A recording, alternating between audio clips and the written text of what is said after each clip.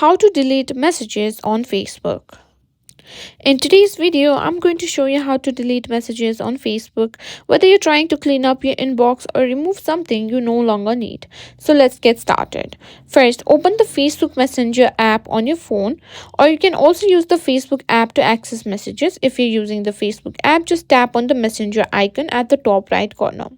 Now scroll through your message list and find the conversation that contains the message you want to delete.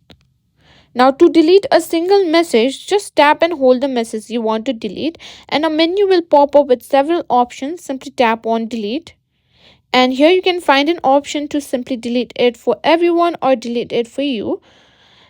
Remove for you means you will delete the message only for your side of the conversation.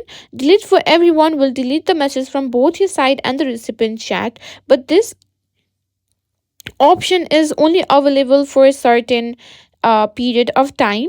Simply do that, choose whichever you prefer.